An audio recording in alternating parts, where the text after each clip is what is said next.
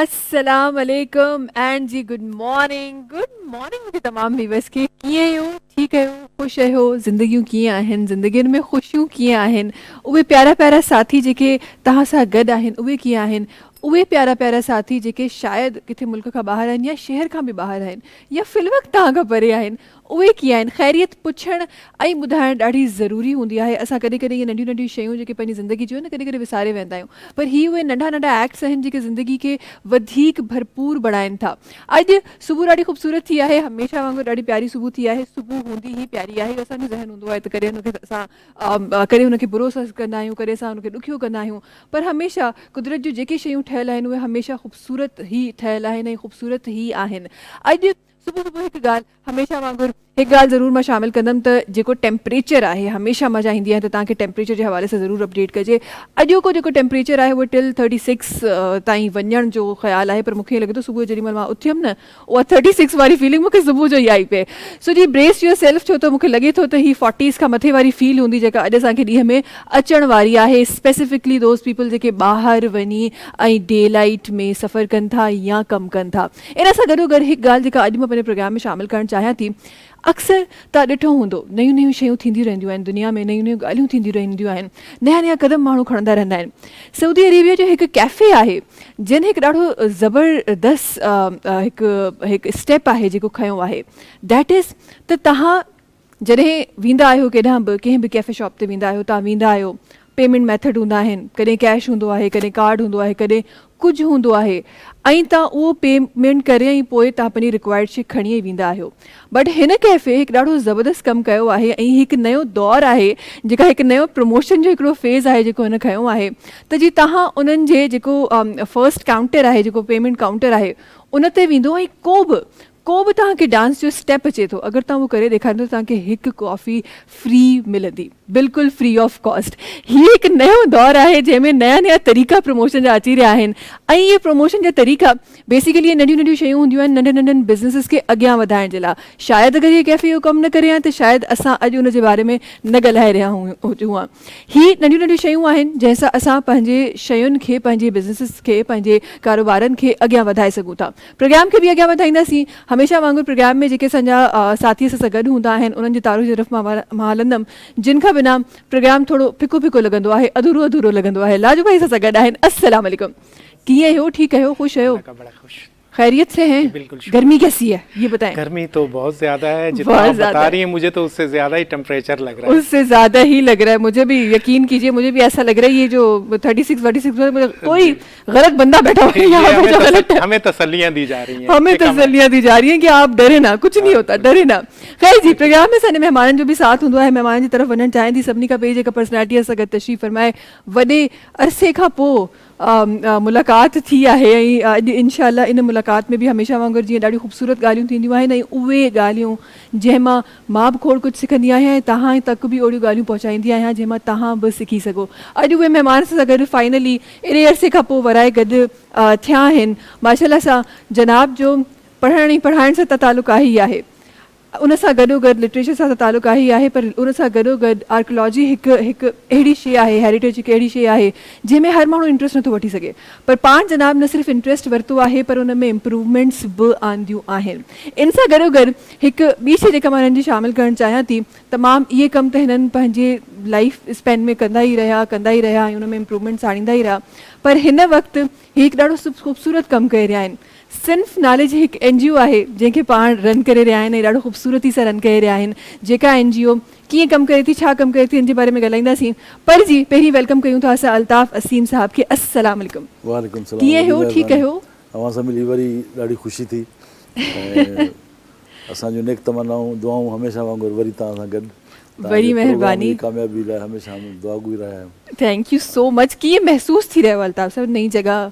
काफ़ी ख़ूब से ख़ूब त दुनिया आहे हा भलो भल जो शइ कोन्हे जीअं जीअं माण्हू खे सोच अचे थी शयुनि खे अॻिते वधाइण जी तरक़ी जी या ख़ूबसूरती जी हा त उहो ई अक्स हिते मां ॾिसां थो छाकाणि त मुख़्तलिफ़ स्टूडियोज़ में अचणु वञणु त थिए थो हा पर अॼु वरी अव्हांजे स्टूडियोज़ में आया आहियूं त काफ़ी बहितर ऐं काफ़ी बहितर आहे सेट बि स्टूडियो बि काफ़ी माशाल्लाह ऐं वधीक महिमाननि जे वेहण विहारण जी गुंजाइश बि आहे गुंजाइश भी आहे गुंजाइश सुठी आहे। बिल्कुलु बिल्कुलु बिल्कुलु ईअं ई आहे। अच्छा जी कचहरी इंशाल्लाह तव्हां सां ज़रूरु थींदी, ॾाढी सारी थींदी। इन सां गॾोगॾु हमेशह प्रोग्राम में असां ॻाल्हियूं बि शामिलु कंदा आहियूं, उहे ॻाल्हियूं जेके तव्हां ई मां कुझु सिखी सघूं।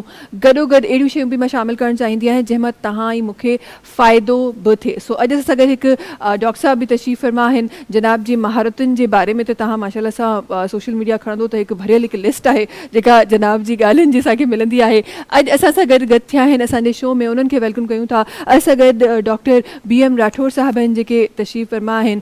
पेशे खां जनाब डायबिटोलॉजिस्ट आहिनि। इन सां गॾोगॾु जर्नली बि काफ़ी सारियूं अहिड़ियूं शयूं आहिनि जेके तव्हां ई मां नथा सुञाणियूं, पर जनाब उहे बि अॼु असांखे ॿुधाईंदा। अस्सलाम वालेकुम, कीअं आहियो? ठीकु आहियो? ख़ुशि आहियो? तव्हां ॿुधायो ठीकु आहे? अल्हम्दुलिल्लाह बिल्कुलु ठीकु ठाक। तव्हां ॿुधायो डॉक्टर साहब, ज़िंदगी कीअं आहे? ठीकु ठाक, फर्स्ट क्लास ज़िंदगी हमेशह पहिरें वांगुरु सुठी गुज़रे पई। सुठी गुज़रे ऐं पई। इहो त असां ते, असांजी सोच ते डिपेंड करे थो असां उनखे कीअं गुज़ारणु चाहियूं था। बिल्कुलु बिल्कुलु बिल्कुलु ईअं आहे, तव्हांजी सोच ते डिपेंड करे थो। कॾहिं कॾहिं माण्हुनि वटि सभु कुझु हूंदो आहे पर ईअं ई लॻंदो आहे त कुझु न आहे। एग्ज़ैक्टली। ऐं कॾहिं कॾहिं ईअं अहिड़ा माण्हू बि मां ॾिठा आहिनि जिन वटि कुझु बि न आहे पर हू ज़िंदगी खे इंजॉय पिया करे रहिया हूंदा आहिनि। सो वाक़ई में इट डिपेंड्स ऑन यू त तव्हां ज़िंदगी खे कीअं था जियो। ख़ुशी तव्हांजे अंदरि हूंदी आहे, अंदरि हूंदी आहे, अंदरि ई ॻोल्हियो तव्हां, ॿाहिरि किथां ख़ुशी कोन मिलंदी तव्हांखे, अंदरि ई ॻोल्हणी पवंदी। अच्छा, हिकु मां कोट पढ़ियो जेको मां तव्हांजी इन ॻाल्हि ते मां शामिलु करणु चाहियां थी पंहिंजे प्रोग्राम में। हिकु मां कोट पढ़ियो जंहिंमें इहो लिखियलु हो त दुनिया जी तमामु ताक़त तव्हांजी सराउंडिंग में अची वञे न, उहा हैप्पीनेस वारी ताक़त अगरि तव्हांजी सराउंडिंग में अची वञे पर तव्हां पाण ख़ुशि नथा थियणु चाहियो त उहो तव्हां ख़ुशि नथा करे सघनि। एग्ज़ैक्टली। पर उहा ई ताक़त अगरि उनजे उपतड़ हुजे त दुनिया में तमामु ॾुख हुजनि पर तव्हां कंहिं हिकु शइ खां, हिकु ब्लेसिंग जे करे तव्हां ख़ुशि हुजो ख़ुदा ताला खां, त उहे तमामु तकलीफ़ूं हटी तव्हांखे सिर्फ़ु उहा ख़ुशी नज़र ईंदी। जी, महात्मा गौतम बुद्ध जो हिकिड़ो कोल आहे त डिवाइन इनलाइटमेंट ऐं वर्ल्डली डार्कनेस हा, both are inside the man, inside the man. True, it is up to him बिल्कुलु कि भई बिल्कुलु उहो कहिड़े तरफ़ थो वञे। बिल्कुलु उहो हिकिड़ी ख़ुदाई रोशनी, उनजी पॉज़िटिविटी बि इंसान में आहे त नेगेटिविटी बि आहे। इहो उन ते डिपेंड थो करे त रस्तो कहिड़ो थो वठे पियो। जीअं ख़ुशियूं गम इहो ज़िंदगी जो हिसो आहे, हा, पर ॾुखनि हूंदे बि कई माण्हू ॾिठासीं जेके इन आसिरे ते वधीक ख़ुशि हूंदे, यार असां खां हेठि बि त के माण्हू आहिनि। बिल्कुलु जेका असां खां वधीक बिल्कुलु डिप्राइव्ड क्लास बि त आहे न, उनखे बि ॾिसो। जब उनखे ॾिसो था त पोइ वरी भला पाण खे बहितर था सम्झूं। भई असां खां भली को अपर क्लास हुजे, असां खां को लोअर क्लास बि आहे, त इहो आथत ॾेई बि माण्हू ज़िंदगी में ख़ुशियूं वठी सघनि, ख़ुशियूं वठी सघे थो। बिल्कुलु बिल्कुलु ईअं ई आहे। ऐं इन ई ॻाल्हि ते मूंखे पंहिंजी मदर जी ॻाल्हि यादि अची वई त उन्हनि हमेशह असांखे इहो सेखारियो आहे त जॾहिं बि ईअं फील थिए त तव्हां वटि कुझु बि न आहे, हिकु नज़र झुकाए ज़रूरु ॾिसजो। देयर विल बी समबडी जेको तव्हां खां वधीक तकलीफ़ में ज़िंदगी गुज़ारींदो हूंदो। अलाह जो शुक्र आहे त असां ॾाढो ब्लेस्ड आहियूं त असांखे एॾी ख़ूबसूरत ज़िंदगी मिली आहे। हिकु ॿिया साथी सां गॾु जुड़ियूं आहिनि ऐं अॼु के प्रोग्राम में असां सां गॾु आहिनि। असां डे 1 खां लीगल एड सोसाइटी जे बारे में ॻाल्हाए रहिया आहियूं, तव्हांखे ॿुधाए रहिया आहियूं। उहो नंबर बार बार तव्हांजी स्क्रीन ते असां इन लाइ हलाए रहिया आहियूं ताकी किथे बि कंहिंखे बि ज़रूरत हुजे त ज़रूरु उहो राब्तो करे सघनि ऐं ज़रूरु पंहिंजे मसाइल जो हल ॼाणे सघनि। अॼु उन्हनि जूं हिकु ॿियूं मेंबर असां सां गॾु तशरीफ़ फरमा आहिनि। असां गॾु रक्षिंदा जब्बार साहिब आहिनि जेके तशरीफ़ फरमा आहिनि, पाण लीगल एड सोसाइटी में एज़ अ लीगल एडवाइज़र कमु करे रहियूं आहिनि। अस्सलाम वालेकुम, कीअं आहियो? ठीकु आहियो? ख़ुशि आहियो? बिल्कुल अल्हम्दुलिल्लाह। सबसे पहले आप लोगों का शुक्रिया कि आपने इनवाइट किया कि हम आएँ और यहाँ भी अपना जो है लीगल एडवाइस या लोगों को बता सकें थोड़ा बहुत। बहुत शुक्रिया आपका कि आप लोग इतना खूबसूरत काम भी कर रहे हैं और फिर काम के साथ साथ हम लोगों को भी टाइम दे रहे हैं ताकि हम लोगों तक आपका काम पहुँचा सकें। जी बिल्कुल, ये जैसे नासिर असलम ताहिर साहब ने जो एक इदारा कायम किया था 2000 में, community welfare for the prisoner, उसके साथ उसको लेते हुए उनका जो है 2014 में उनके डिफरेंट प्रोजेक्ट हैं। पहले एक वो छोटी सी थीम लेके चले थे जो कि सिर्फ प्रिजनर्स के लिए थी। उसके बाद ये एलिब्रेट होते होते फिर जो है 2014 में 2014 में इन्होंने Sindh legal advisory call center का इफ्तिताह किया। जी जी। अब ये मैं खुद हम जैसे वकील हैं, हम डिफरेंट फील्ड्स में होते हैं, कोर्स में होते हैं, तो हमें मालूम होता है कि लोग किस तरह से कितना ज़्यादा जो है परेशान होते हैं। कोई भी कंसल्टेंसी लेने से घबराता है, एक ले मैन के यार मैं कंसल्टेंसी लूँगा तो मुझे जो है इसकी चार्जेस भी पे करने पड़ेंगे, फिर उसके ऑफिस भी विजिट करना पड़ेगा। तो ये एक जैसे नासिर असलम ज़ाहिर साहब ने बहुत अच्छा फैसिलिटी उनके लोगों के लिए बना दी है कि जस्ट एक कॉल करें आप 0800 70806 पर सुबह 9 to 5 मंडे टू फ्राइडे, और आप यहाँ पर सारे हाई कोर्ट इनरोल्ड एडवोकेट्स हैं जो आपको फ़ौरन आपकी कॉल अटेंड करते हैं और जो भी आपकी लीगल मतलब मैटर्स है है उस पर लीगल एडवाइस आपको प्रोवाइड करते हैं। अगर कोई मैटर बहुत ज़्यादा पेचीदा होता है, कॉम्प्लिकेटेड होता है और उस पर रिसर्च की ज़रूरत होती है तो फिर हम लोग 24 आवर्स का टाइम लेते हैं कि विद इन 24 आवर्स हम आपको कॉल बैक करेंगे और आपको बता देंगे। अदरवाइज़ तो हम तमाम जो एडवोकेट्स उनकी सबसे बड़ी ज़रूरत यही होती है सबसे पहले कि वो फ़ौरन ही गाइड कर दें, लेकिन कोई ऐसे मैटर है तो फिर उसके लिए हम टाइम लेते हैं। अच्छा, ये जो एक इम्प्रेशन जैसे मैं आपकी बातों में मैं आप जैसे फरमा रही थी कि हम लोग जब भी किसी लीगल काम की तरफ जाते हैं तो हमें ऐसा लगता है कि पता नहीं कितना एक्सपेंसिव होगा, पता नहीं कुछ होगा, कि इतना सा काम है उस पर इतने सारे पैसे लगाने पड़ेंगे। ये जो एक माइंडसेट हमारा बना हुआ है, इसका रीज़न क्या समझती हैं और ऐसा क्यों है? क्या वाकई अगर लीगल एड सोसाइटी के अलावा अगर आप वकीलों के पास चले जाएं तो वाकई में ऐसा ही है कि हमें बहुत ज़्यादा कोई अमाउंट पे करना पड़ता है किसी छोटे भी काम के लिए? हाँ बिल्कुल, एक्चुअली हमारा सिस्टम थोड़ा सा है, सिस्टम जो चल आ रहा है उसको थोड़ा सा अपडेट करने की ज़रूरत है, उस पर थोड़ा वर्क करने की ज़रूरत है। हम लोग जितने भी सबसे ज़्यादा बिल्कुल बात है कि ज़्यादातर कम्युनिटी बहुत पॉवर्टी पे बिलोंग कर रही है, तो फिर अगर हम किसी कंसल्टेंसी के लिए अगर हम 5000 भी पे अगर हमें करना पड़े तो हम सोचते हैं यार पहले तो 5000 सिर्फ इसकी मतलब आप कंसल्टेंसी के लिए दें, उसके बाद ये हमें गाइड करेंगे कि हमें किस तरह से फिर जाना है और क्या चीज़ है। तो एक ये चीज़ उनको फ्री मिल गई और फिर फर्दर जो है हम लोग जो है उनके एक्सपेंसेस इस तरह से ही बच जाते हैं कि जो है ना एक जो पर्टिकुलर गाइड होती है ना, जो पर्टिकुलर उनको जाके जो अपनी रेमेडी अवेल कर सकते हैं, जो उनसे रिलेट करती हैं, बिल्कुल वही बताते हैं उनको, ठीक है। जबकि दूसरे अगर मतलब इदारों में हर किसी की डिफरेंट होती है और लोगों का ये थोड़ा सा मिसकॉन्सेप्शन बना, लेकिन अब काम कर रहे हैं। पंजाब में बहुत सी CPC में अमेंडमेंट आई हैं। अब जिस तरह हमारी फैमिली लॉ के भी सेक्शन 12 में लिखा हुआ है कि जो भी फैमिली अगर मैटर्स हैं उसको विद इन 6 मंथ जो है आप कंप्लीट कर दें, 3 to 6 मंथ में। लेकिन अनफॉर्चुनेटली हमारा जो थोड़ा सा कोर्ट्स का सिस्टम जो है ना, जो मोड ऑफ सर्विसेज होते हैं, कभी डिफेंडेंट नहीं आ रहा तो कोर्ट भी काफ़ी दफ़ा बाउंड होती है, क्योंकि जब तक उसको इंटीमेट नहीं करेगी सारी जो मोड्स पूरा नहीं करेगी और उससे पहले वो फैसला नहीं दे सकती। तो हर सिविल के नेचर के जो केस होते हैं हमारे पास बर्डन बहुत है, हमें कोर्ट जो है डिफरेंट मतलब इस्टेब्लिश करने की ज़रूरत है जहाँ पर जजेस भी हों, इसको मतलब फैलाने की ज़रूरत है ताकि जो है ना काम का बर्डन जो एक जजेस पर है उसको डिस्ट्रीब्यूट किया जा सके। तो अब इसलिए सी बात है, अब एक जज के पास इतना ज़्यादा हैवी बोर्ड होता है तो वो 1 महीने बाद सिविल केसेस में डेट आती है। अब आप लगा लें एक अगर 5 सर्विसेज है तो 5 महीने तो सिर्फ कोर्ट की सर्विसेज में चले गए। बिल्कुल। तो फिर डिफरेंट और भी चीज़ें होती हैं जो प्रोसीडिंग कोर्ट को पूरी कंप्लीट करनी होती हैं। अब लेकिन पंजाब में भी अभी कहा गया है, अल्लाह करे उस पर अमेंडमेंट हो, CPC में अमेंडमेंट आई है कि आप जो है 90 दिन के अंदर सिविल जो केसेज जिसे दीवानी मुकदमात कहलाए जाते हैं और लोग बहुत घबराते हैं कि यार दीवानी मुकदमा इसमें तो जाना ही नहीं है, हम किसी भी तरीके से जो है कंप्रोमाइज़ पे कर लेंगे और जो है ना इसको कर लेंगे। लेकिन हाँ, MICDR हमारा भी एक इदारा बना है जो कि CPC की 89A इसका सेक्शन है। इसके तहत जो आपको अल्टरनेटिव डिस्प्यूट रेजोल्यूशन से काम करता है, मतलब आपको बिठाकर वहाँ पर एक सर्टिफाइड मीडिएटर होता है, कोर्ट सर्टिफाइड होता है जो कि इस्लामाबाद से भी सर्टिफाइड है। वो आपको मतलब एक वो न्यूट्रल होता है, अब दो पार्टीज को बुलाता है, सुनता है, फिर उसमें उनको जितना भी उनका जो जहाँ तक लेवल आ सकता है, जितना भी कॉम्प्रोमाइज़ हो सकता है उनको कॉम्प्रोमाइज़ करके और वहाँ पर वो एक डिग्री बाकायदा जारी करता है 89A के तहत ना, वो जो कोर्ट डिग्री होती है।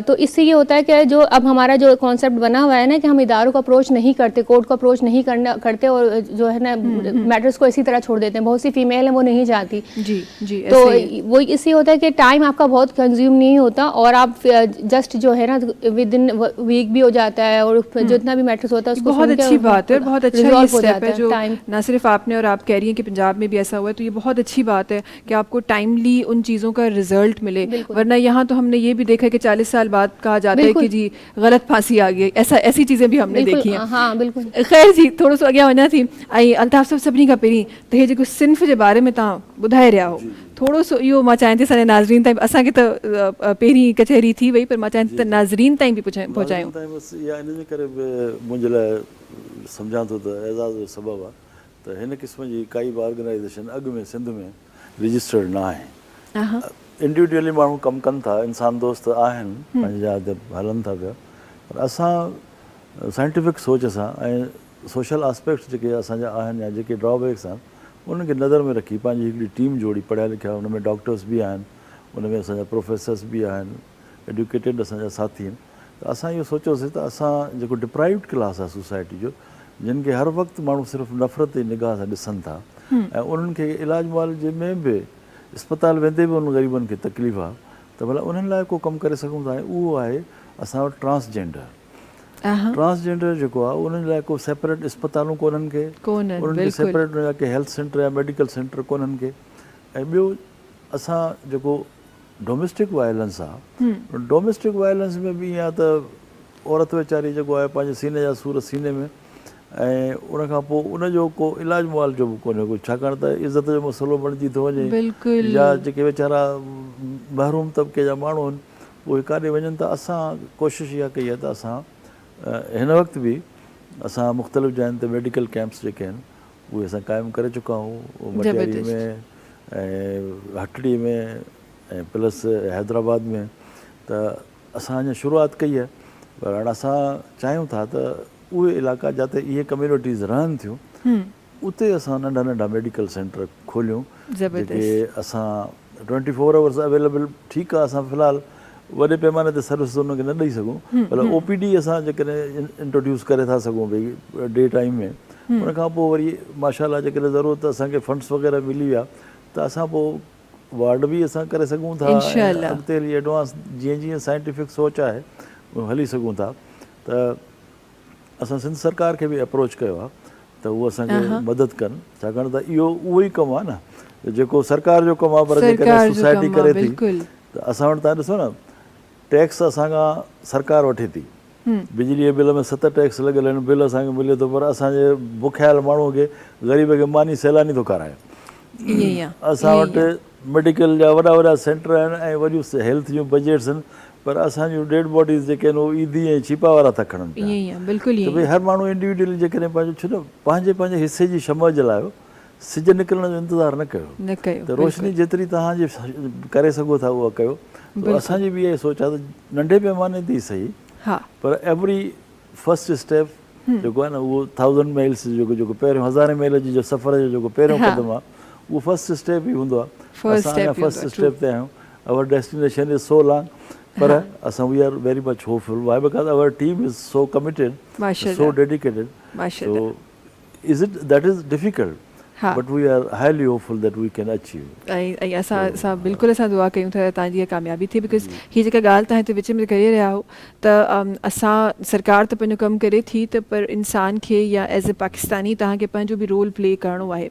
असां उन कंट्री में सां तालुक़ु रखूं था जंहिं कंट्री जी काफ़ी जॻह ईअं हूंदो आहे त कंट्री जी जेका सरकार हूंदी आहे उहा अमीर हूंदी आहे, पर माण्हू जेके आहिनि उहे ग़रीब हूंदा आहिनि।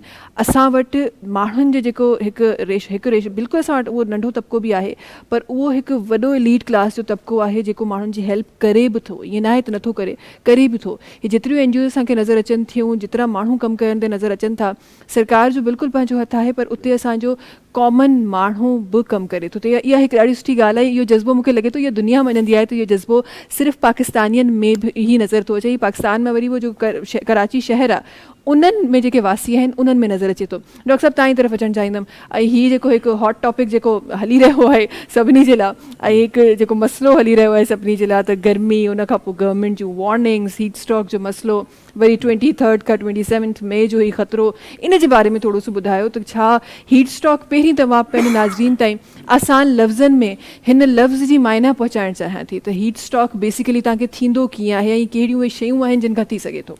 बिल्कुलु, तमामु सुठो हिकिड़ो मौक़े जी मुनासिबत सां अॼुकल्ह हर माण्हू इन जो शिकार आहे। हीट स्ट्रोक बेसिकली असांखे हिकिड़े आम सवले ज़बान में सम्झायूं त गर्मी जे वधण जे करे असांजे जिस्म जे अंदरि कुझु चेंजिस ईंदियूं आहिनि।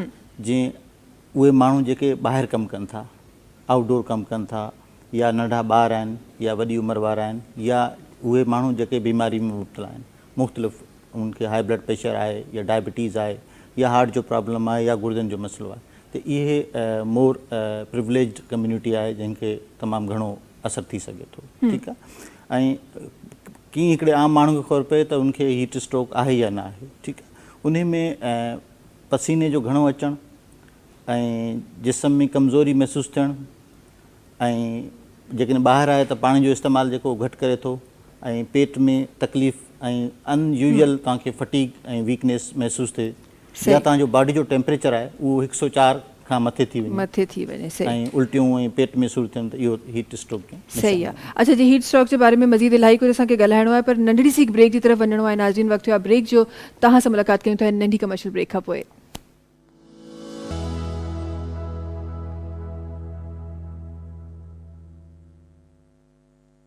जी वेलकम बैक। अच्छा जी, प्रोग्राम जे हिन हिस्से में असांखे कुझु ॿियनि साथियुनि बि जॉइन कयो आहे ऐं ही उहे साथी आहिनि जिन खे ऑनियर अचण खां पहिरीं फरमाइशूं मिली वियूं आहिनि, पोइ फरमाइशुनि जो सिलसिलो शुरू थी वियो आहे। असां गॾु हिकु ॾाढी ख़ूबसूरत आवाज़, ॾाढी प्यारी आवाज़, ॾाढा ज़बरदस्त सिंगर असां सां गॾु एजाज़ अली समो साहब आहिनि जेके तशरीफ़ फरमा आहिनि। भली कार चऊं था तव्हांखे। अस्सलाम वालेकुम। वालेकुम सलाम। कीअं हो? ख़ैरियत सां आहियो? ख़ुशि आहियो? अल्हम्दुलिल्लाह अल्हम्दुलिल्लाह। तबियत ठीकु आहे? जी जी, तव्हां ठीकु आहियो? अल्हम्दुलिल्लाह बिल्कुलु ठीकु ठाक। एजाज़ अली साहब, ज़िंदगी कीअं आहे?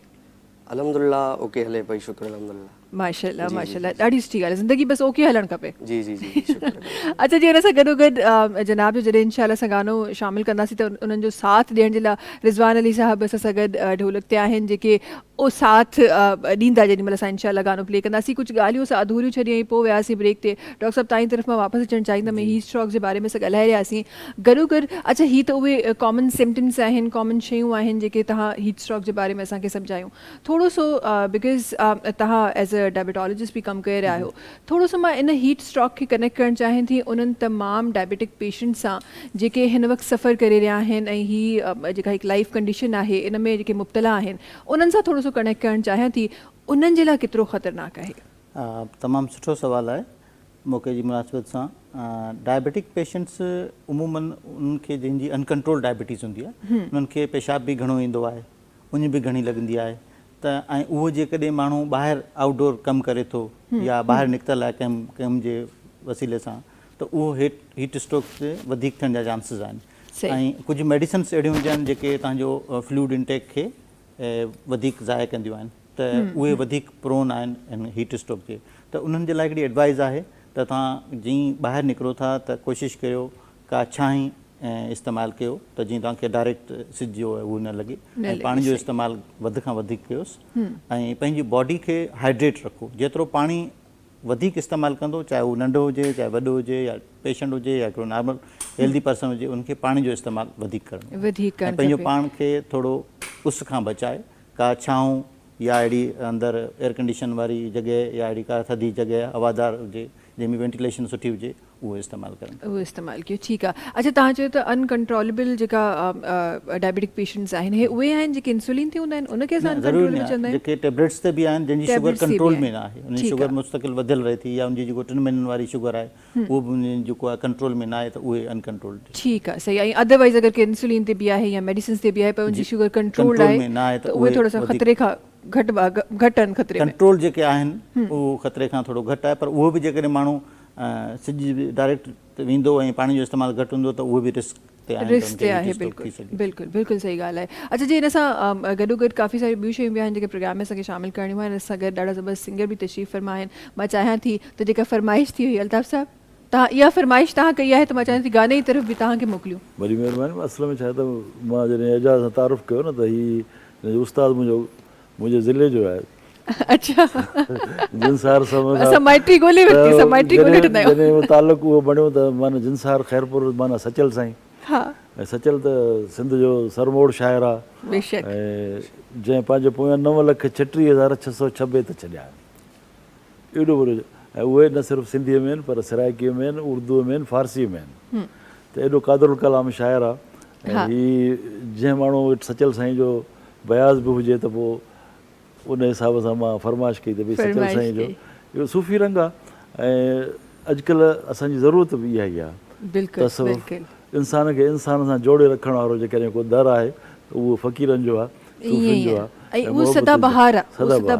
तंहिंजे करे मां इहा ई ॻाल्हि करणु बि चाही त इहो अहिड़ो पैगाम वञे। सही। अच्छा, हींअर तव्हां चयो त सचल साईं माशाल्लाह सां एतिरा सारा उन्हनि शाइरनि में आहिनि जिन एतिरा सारा माशाल्लाह सां बेत लिखिया, केतिरा तव्हां पंहिंजे दिलि में समाया आहिनि, पंहिंजे अंदरि में समाया आहिनि? असल मूंखे एज़ाज़ ज़िंदगी में इहो आहे त मां शाह यूनिवर्सिटी जी सचल चेयर जो 10 साल डायरेक्टर रहिया आहियो। बिल्कुलु। त सचल त मुंहिंजे रग रग में आहे, छाकाणि त मां जेतिरो पढ़ियो हूंदो या जेतिरो पुरजो हूंदो, मतिलबु हाणे इहा वरी पंहिंजी तारीफ़ थींदी तंहिंजे करे उनखे छॾियूं था। पर मां एज़ अ फॉलोअर जेको आहे न उहो उनजो फ़िक्री फॉलोअर आहियां। ऐं जेको मां सम्झो आहे तॾहिं मां अर्ज़ु कयो न त असांखे वक़्त ज़रूरत इहा ई आहे त सचल जॾहिं सिंधीअ में अञा उर्दू अञा लखनऊ खां ॿाहिरि निकिती कान्हे का, पर सचल दराज़नि में हिकिड़े नंढड़े ॻोठ में वेठो आहे ऐं उते चए थो मैं अज़दा त सम्झा देखी जो ज़ुल्फ़ पेचा रुख़ पर लटक रही थी बेदर ज़ुल्फ़ काली मुझको तेरा जादू लगा न सब्र नारा। हाणे तव्हां इहो इरफ़ान आहे, इहो इल्म जो इरफ़ान आहे। हिकिड़ो माण्हू जेको दरादनि खां लाड़काणे खां ॿाहिरि रोड़ीअ खां ॿाहिरि ज़िंदगी में वियो ई कोन्हे को, उहो दरादनि में उर्दू में लिखे थो, उहो फारसी में लिखे थो, सिंधी सराइकी में लिखे थो। त इहो इन माण्हुनि जो इल्मी कमाल आहे। त इहा शइ असांखे उनजे करे बि असां ईअं न आहे त सचल साईं की सिर्फ़ु असां ओलिया या रूहानी रहबर मञूं था, पर हुनजी इल्मी कमालियत जेका आहे न उहा बि असांखे तस्लीम करणी पवंदी। त सभ खां पहिरियां इहे आलिम आरिफ़ हुआ ऐं उन्हनि दुनिया ताईं पैगाम पहुचायो, जेसि ताईं बि पहुचे। फारसी ॼाणण वारा त पैगाम पहुचे थो ओसि ताईं, भली ईरान ताईं वञे हलियो, पर जेकॾहिं हिंदुस्तान ताईं वञे त उर्दू में पैगाम वञे। जेकॾहिं पंजाब ताईं वञिणो आहे त सराइकी में। सचल सिंध जो पहिरियों शाइर आहे जंहिं हीर रांझे खे ॻायो आहे। जी जी। ॿिए कंहिं बि क्लासिकल साईं लतीफ़ हीर रांझे खे या ग़ैर मक़ामी किसनि खे कॾहिं पंहिंजे रसाले में न कयो आहे, पर सचल साईं पहिरियों दफ़ो सिर्फ़ु इनजे करे हिकिड़ो पैगाम आहे त सचल साईं पंहिंजे उनखे हीर खे बि ॻायो आहे। त इहो काइनात हिकिड़ो यूनिवर्सल हिकिड़ो मैसेज आहे टू कनेक्ट द पीपल।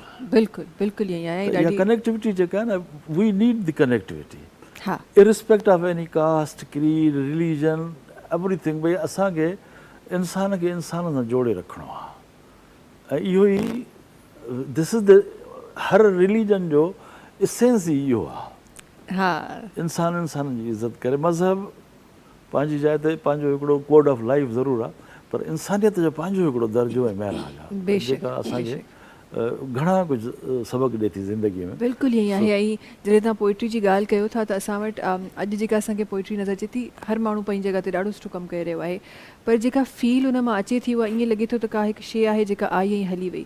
ही उहे पोइट्रीज़ आहिनि जेके हज़ारनि सालनि खां पोइ बि ज़िंदा आहिनि। ऐं तव्हां जेका कनेक्शन जी ॻाल्हि थी न, still U connect with those words. तव्हां उहो पढ़ो, तव्हांखे ईअं लॻंदो तव्हांजे लाइ लिखियलु आहे। हीअ त अॼु जी ॻाल्हि आहे जेका थी रही आहे। इहो वाक़ई कमाल आहे। To conclude and to go to the music, हा, सचल साईं जंहिं ज़माने में सिंध सचल पंहिंजी ज़िंदगी में घटि में घटि 64 राता लड़ायूं जंगियूं सिंध में ॾिठियूं या ॿुधियूं आहिनि। एॾो अजीब दौरु आहे सिंध जो। ऐं उते सचल दरादनि में वेही चए थो, वक़्तु इहा थी वेल दुई दूर करण जी, मुनाफ़िकी ड्यूअलिटी ख़तमु कर भाई, बी वन। वक़्तु इहा थी वेल दुई दूर करण जी, कढ मज़हब मन मों साजुर साण सवेल, एज़ अर्ली एज़ पॉसिबल। भई इरिस्पेक्ट ऑफ एनी रिलीजन, कढ मज़हब मन मों साजुर साण सवेल, हिंदू मोमिन सां मिली मोहबत जा कर मेल, ऐं मतां थिए अवेल ओलह सिज न ओलही। ही वॉज़ वार्निंग की भई हे जेके जिन जिन तव्हां खाननि में विरहाइजी विया हो न, भई ईअं न थिए त अहिड़ो वक़्तु अची वञे जो पोइ तव्हां पछतायो। ऐं सचल वॉज़ क्राइंग की भई this is duality and this bifurcation on the grounds of these ही उहे माण्हू आहे जेके विजनरी माण्हू आहे। विजनरी माण्हू आहे। Very true, very true. वार्स करे त जोड़ण वारी त वक़्तु इहा थी well, this is the real proper time. हा हा, उहो ई टाइम हो। ऐं जॾहिं असां सचल जे पैगाम ते असां जॾहिं तवजो न ॾिनो न, त पोइ असां तव्हां ख़बर आहे रिज़ल्ट असांजे साम्हूं आहे बिल्कुलु, जेको असांखे नज़र अची रहियो आहे। अच्छा, तव्हां थोरो सो असां जेके ख़ूबसूरत ॻाल्हियूं करे रहिया आहियूं उन्हनि ॻाल्हियुनि जी तरफ़ त असां वेंदासीं, असांखे सॉन्ग जी तरफ़ बि वञिणो आहे। पर छो त असांजी सिंध जी ॻाल्हि थी आहे, सिंध जे शहरनि जी ॻाल्हि थी आहे, उन्हनि नंढनि ॻोठनि खे बि मां ॾिसणु चाहियां थी, उन्हनि प्यारनि प्यारनि नंढनि नंढनि शहरनि खे मां ॾिसणु चाहियां थी जिते अॼु बि काफ़ी सारा मसाइल आहिनि जेके असांखे नज़र ईंदा आहिनि। ऐं हिते लीगल एड सोसाइटी ॾाढो सुठो कमु करे रही है। थोड़ा सा ज़रा सा आपके तरफ आना चाहूँगी और थोड़ा सा मैं जानना चाहूँगी कि ये जो आप एडवोकेसी के साथ एक हेल्प आप दे रहे हैं लोगों को, क्या ये आपको उस हर गांव से, हर देहात से आपके पास कॉल्स आती हैं जहां आज हमारा, अगर मैं यहाँ बैठ के मैं सोचूं तो मुझे ऐसा ये कॉन्सेप्ट हमारे जहनों में कि शायद कहीं हम गांव देहातों में जाएंगे तो हमारे पास औरतों को इतनी इजाज़त नहीं होगी कि वो फ़ोन यूज़ कर सकें, कुछ कर सकें, तो क्या ऐसी कॉल्स भी मौसूल होती हैं आपको? बिल्कुल जी, मौसूल होती हैं। इसके अलावा क्योंकि लीगल एड सोसाइटी के जो है डिफरेंट ऑफिसेज बने हुए हैं, ठीक है, लाड़काना में हमारा है, ठीक है, इसके अलावा जो है हैदराबाद में भी हैं, नवाबशाह में भी हैं और सक्खर में भी हैं।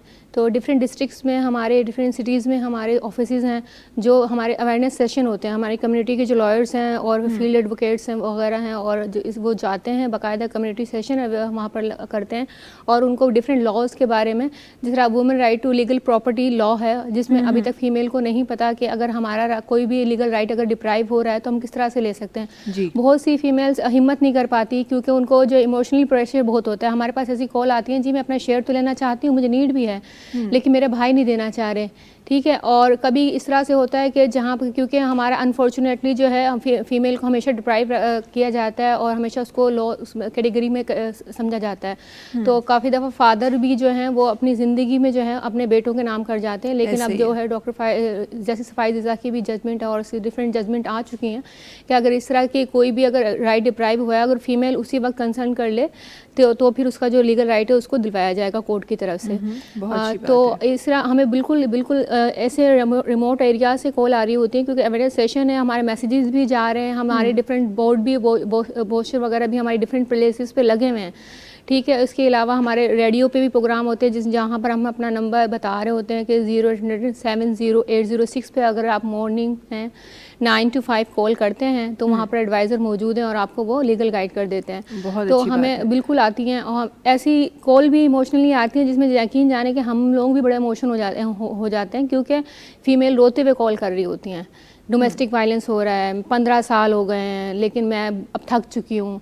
तो ये सुन के हमें भी बड़ा अफसोस हो रहा था, यार 15 साल इस बंदी ने गुजार दिए हैं कि वो ये हमारा कॉन्सेप्ट होता है नहीं बर्दाश्त करो, तो वो बेचारी सोच में कि नहीं यार मेरे बच्चे भी हैं, इनको कौन इकोनॉमिकली सपोर्ट करेगा, फिर मेरा क्या होगा, मेरे शेल्टर नहीं कोई देगा, इस तरह से वो ये चीज़ें पूरी उसकी जो है माइंड में चल रही होती हैं जिसकी वजह से वो कोई स्टेप ले नहीं पा रही होती। फिर एट दी एंड वो स्टेप लेना चाहती है, फिर वो रोती हुई कॉल करती है, फिर हमें बड़ा अफसोस भी होता है। फिर एज़ पर जो भी लॉ होते हैं, जो भी उसकी लीगल रेमेडीज़ होती हैं, हम उसको बताते हैं कि नहीं अब तो लॉ इतना डेवलप हो चुका है, आप जाके अपने लीगल रेमेडी अवेल कर सकती है और आपको बच्चों के लिए परेशान होने की कोई ज़रूरत नहीं है क्योंकि फादर की रिस्पॉन्सिबिलिटी में आता है बच्चे को मेंटेन करना। लड़का है तो वो 18 साल तक मेंटेन करेगा और लड़की को तो शादी तक मेंटेन करने का रिस्पॉन्सिबल है वो। तो आप क्यों इतना परेशान हो रही, शेल्टर देना भी उसकी जिम्मेदारी में आता है इस पर लॉ। ऐसी कॉल्स पे अफसोस तो बेशक करना चाहिए, लेकिन उसके साथ साथ मुझे ये सुन के बड़ी खुशी हो रही है कि एटलीस्ट असांजी जेका औरत आहे वो ये सम्झणु शुरू कयो आहे त वो डोमेस्टिक वायलेंस की शिकार थी रही है। अदरवाइज़ अगर ऐसा कुछ होता था तो हमें लगता था ज़िंदगी यही है। बिल्कुल, जो बड़ों से सुनी हुई ये बातें, ऐसा लगता था ज़िंदगी यही है, ज़िंदगी के ईअं ई गुज़ारणो आहे, ॿियो को मक़सदु आहे ई कोन, इहो ई लाइफ जो पैटर्न आहे ईअं ई थींदो आहे। ऐं उहो तमामु शयुनि जो शिकार थी ही असांखे ज़िंदगी गुज़ारणी आहे। बट ये बहुत अच्छी बात है कि ऐसे एरिया से भी लोग ये समझ रहे हैं ऐं स्पेसिफिकली असांजी औरत इहा सम्झे पई त ही नाइंसाफ़ी उन सां थी रही आहे। ॾाढी सुठी ॻाल्हि आहे। अच्छा, ॾी सुठियुनि ॻाल्हियुनि सां गॾोगॾु असांखे थोरो सो डॉक्टर साहब जी तरफ़ वञणु चाहियां थी। डॉक्टर साहब, असां थोड़ी देरि पहिरीं असां जीअं डायबिटीज़ ते ॻाल्हाए रहिया हुआसीं, मां थोरो सो नंढड़ी सी अवेयरनेस जेका पंहिंजे नाज़रीन ताईं जल्दी सां पहुचाइणु चाहियां थी, उहा इहा त हिकु डायबिटिक पेशेंट जेको डायग्नोस थी थो वञे उनजो पोइ ट्रीटमेंट कंट्रोलेबल आहे अनकंट्रोलेबल आहे, उहा हिकु अलॻि ॻाल्हि आहे। पर जेको डायबिटिक पेशेंट जंहिंखे ख़बर न आहे, जेको न डायग्नोस न थियो आहे, उहो कीअं सम्झे, उनखे कीअं ख़बर पवंदी त हींअर टाइम आहे चेकअप कराइण जो? हाँ, अच्छा, इन में अक्सर 50% पेशेंट्स अहिड़ा हूंदा आहिनि जिनखे ख़बर ई कोन हूंदी आहे त उहो डायबिटिक आहिनि। ईअं ई बिल्कुलु, उहो रैंडमली पंहिंजी ॿी कंहिं शिकायत जी वजह सां डॉक्टर वटि वियो या स्क्रीनिंग पर्पज़ जे लाइ तव्हां टेस्ट करायो, उन ख़बर पई त तव्हां डायबिटिक आहियो। पर जेके सिम्टम्स आहिनि उन्हनि में उन जो घणो लॻणु, पेशाब जो बार बार अचणु ऐं मुख़्तलिफ़ इन्फेक्शन्स बॉडी में थियणु ऐं कुझु मेल पेशेंट्स जेके हूंदा आहिनि वो वीकनेस जी जो शिकायत कंदा आहिनि ऐं गैर ज़रूरी थकनि जो अहसासु थियणु, इहो उमूमन जेको आहे शिकायतूं आहिनि डायबिटीज़ जूं। पर हूअं बि मूंखे ईअं लॻे थो त तव्हांखे ईयरली पंहिंजो चेकअप ज़रूरु कराइणु खपे। बिल्कुलु, अगरि तव्हां ओवरऑल चेकअप करायो था, असां खोड़ शयुनि ते इन्वेस्ट कंदा आहियूं, अगर असां पंहिंजे पाण ते इन्वेस्ट कयूं त शायदि कंहिं ख़ुदा न ख़ास्ता के वॾे नुक़सान खां बची सघूं। बिल्कुलु। सो असांखे अॻे त 40 साल चवंदा, हींअर जेको रिसेंट गाइडलाइन आहिनि वो चवंदो तव्हां अञा 30-35 साल जी जीअं एज थिए थी तव्हां पंहिंजो ब्लड शुगर ज़रूरु चेक करायो। स्पेशली उहे माण्हू जंहिंजी फैमिली हिस्ट्री आहे डायबिटीज़ जी, उनजे घर में माउ पीउ भेण भाउ खे जेकॾहिं डायबिटीज़ आहे या उनखे को मार्बिड्स आहिनि, उनखे ब्लड प्रेशर आहे, किडनी जो प्रॉब्लम आहे या लंग्स जो प्रॉब्लम आहिनि या कुझु अहिड़ियूं मेडिकेशन्स वठनि थियूं जेके प्रोन कनि थियूं डायबिटीज़ खे डेवलप थियनि थियूं, जीअं स्टीरॉइड्स वग़ैरह केरु वठनि था, कंहिंजो ट्रांसप्लांट थियल आहे त उन्हनि खे बि जेको आहे कुझु अहिड़ियूं ॿियूं मेडिकेशन्स आहिनि जेके डायबिटीज़ खे वधीक लीड कंदियूं। सही, तो उन्हनि खे टाइमली चेकअप जेको आहे उहो कराइणु खपे, हिन खां पहिरीं ख़ुदा न ख़ास्ता त उहा अहिड़े स्टेज ते पहुची वञे जंहिं ते तव्हांखे दवाउनि जी या ॿियनि शयुनि जी ज़रूरत पड़े। अच्छा जी, इन्हनि तमामु भारियुनि ठाहियुनि ॻाल्हियुनि सां गॾोगॾु मां चाहियां थी त छो न उन ख़ूबसूरत कम जी तरफ़ वञिजे जेको असां करण वारा हुआसीं। अल्ताफ़ साहब, इशारा काफ़ी है, इशारा काफ़ी है।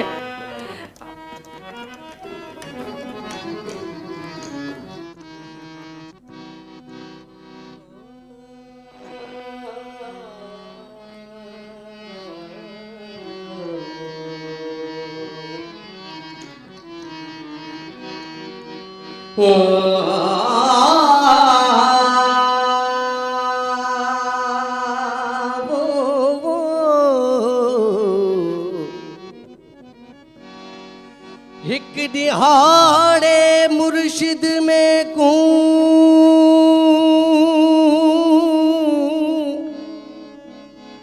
सिट इश्क दी पाड़ी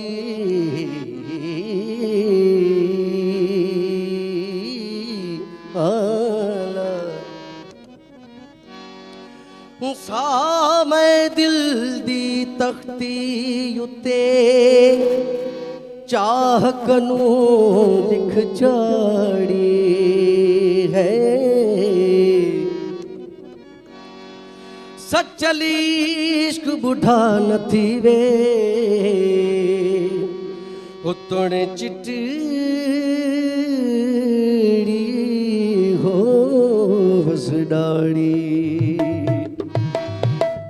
जहर प्याला मोहब्बत वाला प्याला मोहब्बत वाला जहर प्याला मोहब्बत वाला जहर प्याला मोहब्बत वाला बिस्मिल्लाह करे पीसा यार मिले तम जीसा यार मिले तम जीसा भले कर रीसा लोग भले कर रीसा यार मिले तम जीसा दोस्त मिले तम जीसा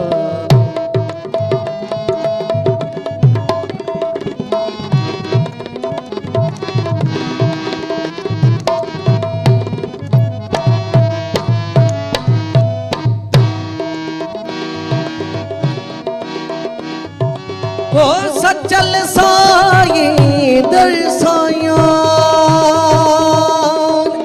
रे रे रे रे रे रे रे रे नि पद पद धम ब ग ग ग ब रे रे ग ग सा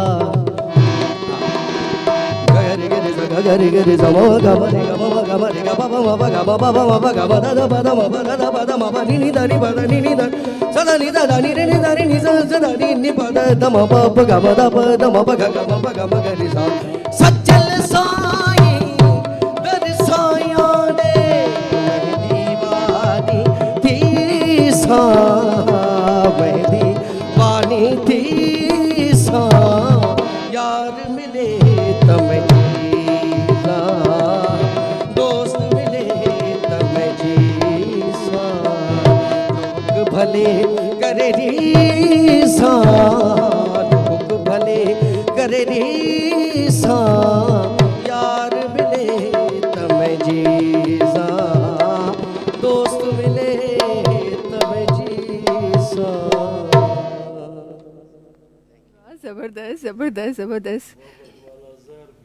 बिस्मिल्लाह कर पीसा बिस्मिल्लाह कर पीसा, वाह। मोहब्बत आहे शइ अहिड़ी जेकॾहिं महबूब ज़हर बि ॾिए त हक़ीक़ी आशिक़ जो त कमु इहो आहे त उहो इनकार ई न करे। ऐं हीअ त आशिक़ रोज़े अलस्तो आहे, हिननि जे इश्क जो त वरी दर्जो ई को ॿियो हो। बेशक बेशक बेशक इहा ई आहे। इलाही शेर इलाही कलाम आहे। पर छा ही अॼोको माण्हू इहे लफ़्ज़ चवण सां गॾोगॾु उन्हनि लफ़्ज़नि ते क़ाइमु रहे थो? अञा त अलाह जो जान हले थो, ईअं कोन्हे ख़ाली न थियो आहे दुनिया। हा, पॉज़िटिव नेगेटिव त जेसि ताईं रहणी आहे हा, ज़हर असल में कमु करणु छॾे विया आहिनि, उहे जाली अची विया आहिनि। मतिलबु इट इज़ इरेलेवेंट, पर हक़ीक़त इहा त हीअ जेका असां वटि फमिगेशन थिए थी न, हीअ जेका फसलनि ते जेका जीत मार दवाऊं छिड़काइनि था। सो कंहिं ॻोठाणे घर में अची रखियो, इट्स अ रियल स्टोरी। ॻोठाणे जी दवाऊं घर में अची रखियूं, उहो नकली के दवाऊं, माईअ खे कावड़ आई सो उहा हिकिड़ी बोतल चाढ़े छॾियईं, पर हुनखे थियो कुझु ई कोन। त उहो अची दुकानदार खे चयो मुंहिंजी माई सॼी बोतल पीची रहियो, कुझु कोई जीत किथां माई। सो इहो जेका इहो जहान आहे न, इहो जहान आहे बिल्कुलु। असांजी ॾिसो हिते हिकु प्लस पॉइंट आहे न, अगरि उहा असली हुजे हा त हिकु मासूम जान हली वञे हा। ॾाढो सुठो कमु कयो आहे तव्हां, ईअं ई कजो, आईंदा बि ईअं कजो। अच्छा जी, गॾो गॾु असांखे ब्रेक जी तरफ़ वञिणो आहे, जल्दी सां नाज़रीन, टाइम थियो आहे ब्रेक जो। ऐं असां ब्रेक न वञी रहिया आहियूं, अचानक असांजे डायरेक्टर साहब खे यादि आयो त अॼु ब्रेक नथा वठूं असां। अच्छा जी, ॻाल्हियूं कुझु ॾाढी ख़ूबसूरत मूंखे पंहिंजे प्रोग्राम में शामिलु करणियूं आहिनि। थोरो सो अल्ताफ़ साहब, मां तव्हांजो हिकु तव्हांजो बैकग्राउंड ॾिसिजे थो त हिकु तवील अरसो आहे जेको तव्हां हेरिटेज सां गॾु, तव्हां एक्लॉजी सां गॾु गुज़ारियो आहे। माशाल्लाह सां काफ़ी सारियूं हुन में शयूं बि तव्हां कयूं आहिनि। थोरो सो मां ॼाणणु चाहियां थी, अॼु बि काफ़ी जॻहियुनि ते माण्हुनि जो इहो चवणु आहे त काफ़ी अहिड़ियूं साइट्स आहिनि, काफ़ी अहिड़ियूं जॻहियूं आहिनि, काफ़ी अहिड़ियूं शयूं आहिनि जेके असां वटि आहिनि पर असांजो हूंदे असांजियूं न आहिनि। उहे निगलेक्ट बि थियनि थियूं, उन्हनि जो मिसयूज़ बि थी रहियो आहे, उहे असांजी हेरिटेज लिस्ट में बि न आहिनि। छा तव्हां पंहिंजी अखियुनि सां अहिड़ी का शइ ॾिठी? न, सिंध सरकार खे जॾहिं आर्कियोलॉजिकल साइट्स वफ़ाक़ खां मिलियूं त असां वटि तक़रीबन 221 रिकॉर्डेड डॉक्यूमेंटेड साइट हुयूं, 221। उन खां पोइ वरी प्रोविंशियल गवर्नमेंट वरी काफ़ी जेके शयूं आहिनि उहे डॉक्यूमेंट कयूं, जंहिंमें हिस्टोरिकल मॉन्यूमेंट्स, बिल्डिंग्स, इहे काफ़ी शयूं अहिड़ियूं आहिनि। हाणे उन्हनि जो तइदादु इलाही घणो आहे ऐं इन्हनि खे त फंड्स बि प्रोटेक्शन आहे ओतिरा ई खपनि। सवे इमारतूं त असांजूं सिर्फ़ु कराची में आहिनि जेके कॉलोनियल पीरियड जूं, तव्हां ॾिसो। ऐं असां वटि हिकिड़ी कमेटी आहे जेका कराची जे हेरिटेज खे बिल्कुलु लुक आफ्टर करे थी, उन्हनि खे कंप्लीटली उन्हनि खे विजिलेंटली उन्हनि ते अखि रखे थी त भई को इन जी ओरिजिनलिटी ख़तमु न थिए। ऐं रिसेंटली असांजी कमेटी मेट्रोपोल होटल जेको तव्हां ॾिठो हूंदो, इहो लॻो पियो आहे एबंडन, उनखे असां परमिशन ॾिनी आहे त उहो रेस्टोर करे उनखे एज़ इट इज़ जीअं पोज़ीशन में हो, उन में काई अमेंडमेंट न करे, असां ताकी उन ओरिजिनल ब्यूटी बरक़रार रहे। त सरकार जिते जिते पहुची सघे थी।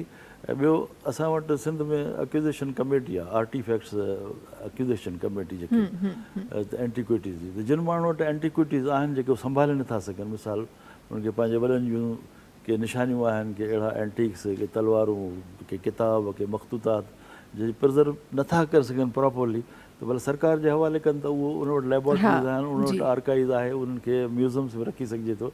उहा कमेटी बि आहे जेका साल में हिकु दफ़ो गॾिबी आहे ऐं इनवाइट कंदी आहे त एंटीक्वेरेंस खे त तव्हां पंहिंजा उहे ऑब्जेक्ट्स असांखे ॾियो त असां म्यूज़ियम्स में रखूं। अहिड़ी कमेटी बि आहे। ऐं हूअं बि मकली ते, मोहने दड़े ते टेक्निकल स्टीयरिंग कमेटीज़ आहिनि जेके मतिलबु कमु कनि थियूं ऐं उहे सजेस्ट कनि थियूं उनजी रिपेयर, रेस्टोरेशन, कंज़र्वेशन, उन जूं मॉडर्न फैसिलिटीज़। त हाणे मां मतिलबु फ़ख्र सां चई सघां थो त हाणे वफ़ाक़ खां जॾहिं सिंध खे मालिकी मिली आहे आर्कियोलॉजिकल या हेरिटेज जी, त असांखे फील थींदो आहे त हाणे असां पंहिंजे आसार क़दीमा जी मालिकी करे रहिया आहियूं। ऐं सर्वे कयूं पिया न, हैरत अंगेज़ शयूं अचनि थियूं साम्हूं। मां नौशहरो फेरोज़ डिस्ट्रिक्ट ऐं ख़ैरपुर जूं जेके हेरिटेज साइट्स हुयूं उनखे डॉक्यूमेंट करण जी डिपार्टमेंट मूंखे असाइनमेंट ॾिनी। त मां जॾहिं बेलाणी में वियुमि त मूंखे बेलाणी वारनि ॿुधायो त हीउ घरु जेको आहे हीउ सुनील गवास्कर जो घरु आहे, इंडियन क्रिकेटर। हीउ हुनजे ग्रैंड फादर, हुनजे फादर जो घरु आहे, उहो माइग्रेशन खां। मास्टर चंद्र जे घर मां ठारू शाह वियुसि। ऐं अहिड़े तरीक़े सां असां वटि फैज़ महल आहे ख़ैरपुर में, मीरनि जा महल आहिनि, शयूं असां वटि इलाही आहिनि। हाणे उन्हनि ताईं पहुचणो आहे, पोइ छाकाणि पहिरियां हुआसीं असां पुछड़ी आबादगार, वफ़ाक़ इस्लामाबाद वेठो, कंहिंखे टाइम हुयो न हुयो, असांखे उहो कहिड़े तरीक़े सां इनलिस्ट करे पियो न पियो करे। पर हाणे प्रोविंशियल सब्जेक्ट आहियूं त तंहिंजे करे हेरिटेज, आर्कियोलॉजी, आर्काइव्स, टूरिज़म, उन्हनि खे ठीकु ठाक असां लुक आफ्टर कयूं था। ऐं हर हिक खे तक़रीबन असां हिकिड़ो as a department as a directorate करे हलाए थी सिंध सरकार। We are very much hopeful, पर अञा बि असांखे कम जी ज़रूरत आहे, फंड्स जी ज़रूरत आहे। ऐं ॿियो हक़ीक़त छा आहे त असांजी बदकिस्मती आहे, मां रिसेंटली 3-4 ॾींहं जेको आहे सो मूंखे कंहिं दोस्त हिकिड़ो टेक्स्ट मोकिलियो त लंडन में प्राइमरी स्कूल्स में ॿारनि खे मोहने दड़े जा सबक़ पढ़ाया वञनि था। ऐं जेके मोहने दड़े में जेके टॉइज़ या जेके ऑब्जेक्ट्स मिलिया ॿारनि खे उहा क्ले मॉडलिंग सेखारनि था पिया लंडन में। ॿार मोहने दड़े में जेको टॉय मिलियो आहे या कोई बुल मिलियो आहे, कार्ड मिलियो आहे, उहो ठाहिनि था। हा त मां उहो साईं सरदार शाह खे उहो मैसेज एज़ इट इज़ तालीम जो वज़ीर आहे, आर्कियोलॉजी हा, जो वज़ीर बि रहियो आहे, महिरबानी मां उनखे मोकिलियो साईं सिंध सरकार बि हिन तरफ़ तवजो करे। हा very very soon within second Sain मूंखे चयो त we are just meeting and we have to take it up. So, असां वटि हाणे अहिड़ा माण्हू आहिनि जेके करणु चाहिनि था, ओन कयूं था, मालकी कयूं था। बिल्कुलु बिल्कुलु, अल्हम्दुलिल्लाह अल्हम्दुलिल्लाह। अच्छा जी, जल्दी सां ब्रेक जी तरफ़ वञिणो आहे नाज़रीन, वक़्तु आहे ब्रेक जो। तव्हां सां मुलाक़ात कयूं था नंढी कमर्शियल ब्रेक खां पोइ।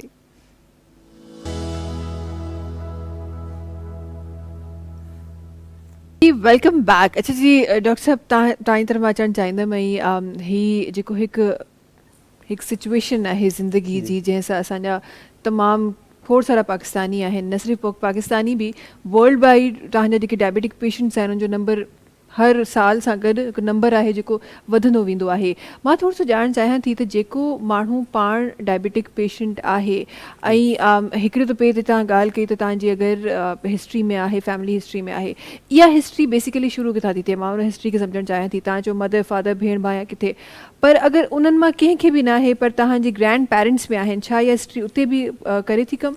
हाँ, जेनेटिक्स तव्हांजी ग्रैंड पेरेंट्स खां बि अची सघे थी। त इहो बेसिकली जेनेटिकल डिज़ीज़ बि आहे, तव्हांजी जीन्स में जेकॾहिं आहे त उहो तव्हां मोर प्रोन आहियो डिज़ीज़ खे। सही। छा हिकु डायबिटिक पेशेंट हिकु सुठो लाइफ स्टाइल गुज़ारे सघे थो? अक्सर असां चवंदा आहियूं त बीमार आहे या बीमारी आहे या कुझु बि, पर छा डायबिटीज़ सां गॾु हिकु सुठी लाइफ तव्हां गुज़ारे सघो था? तमामु बहितरीनु सुवालु। डायबिटीज़ खे हीअं चवंदा आहिनि त इहो डायबिसिटी आहे। डायबिसिटी, हा। बेसिकली ओबेसिटी इन जो हिकिड़ो मेन रीज़न आहे। हा। ऐं हीअं ॾिसो त असां इवन ॻोठनि में बि वञूं उते बि असांजो लाइफ स्टाइल उहो साॻी शहरनि वारो आहे।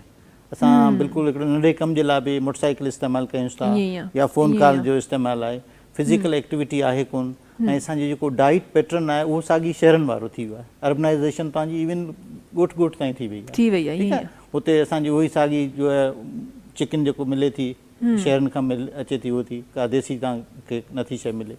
ऐं तव्हांजो सब्जियूं बि ॾिसोसि तव्हांजो को शहरनि मां ई वेंदियूं आहिनि। ऐं त उन करे असांजो सिस्टम टोटल जेको अर्बनाइज़ेशन थी वियो आहे, लाइफ स्टाइल असांजो चेंज थी वियो आहे। इन जे करे हींअर पाकिस्तान तव्हांखे हिकिड़ी हैरत जी ॻाल्हि ॿुधायां त नंबर 1 वर्ल्ड में आहे डायबिटीज़ में। जी जी। इन जो मेन रीज़न इहो ई आहे त असांजो लाइफ स्टाइल चेंज थी वियो आहे, असांजो डाइट पैटर्न चेंज थी विया आहिनि, ऐं असां पंहिंजो फोकस ॿियनि शयुनि ते वधीक करे छॾियो आहे। ऐं उन में सभ खां वॾी ॻाल्हि डाइट जी आहे। असां वटि गुरबत एॾी वॾी आहे जेको माण्हू सिर्फ़ु तव्हां ॿाहिरि में ॾिसो, ऐं कंहिं पेशेंट्स खे असां जेकॾहिं चवंदा आहियूं त बाबा तव्हां दवा खाओ, दवा न खाईंदो त चवंदा त पोइ छा थींदो, मरी वेंदासीं न, इन बुख में ई मरूं पिया। यकीन कयो, एॾी माना अलार्मिंग सिचुएशन आहे। ऐं उन जो जेको सफ़र गुज़र आहे सिर्फ़ु कार्बोहाइड्रेट्स ते आहे, ऐं डायबिटीज़ में कार्बोहाइड्रेट्स ई आहे जेको तव्हांजी शुगर लेवल खे वधीक राइज़ करे थी।